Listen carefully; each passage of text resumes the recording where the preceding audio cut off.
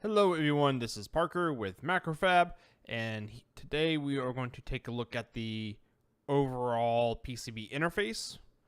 So this is what a new PCB looks like when you make one on the /PCBs page. So first, here in the center is the area where you can drop your design files, or you can click the upload button to upload design files. And then the upper left side, we have the PCB Metadata. So this is where you can click like this little blue icon here, and you can change your PCB. So we can do PCB example, and then we can make a short description like MacroFab rules. And you can also place PCB notes here. So say it's already updated up there.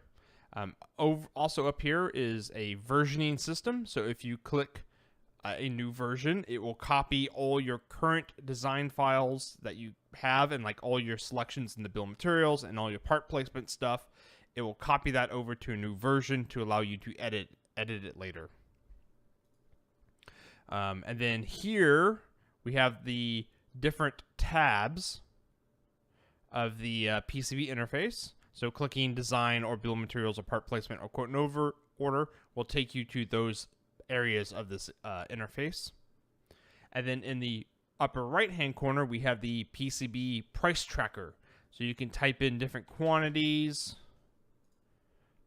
You can, if you hover over the price, it will show you your price breakdown of like all the different line items. So like PCB materials, labor, if you have an NRE, the total cost.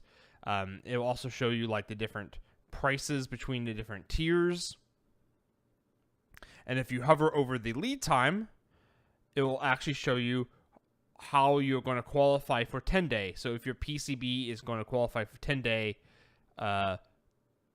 you need to look at these qualifications and make sure you check all the boxes. So I have 100 typed into quantity, so I have more than 50 units, so I don't qualify for a 10-day. And that is it for the PCB interface overview.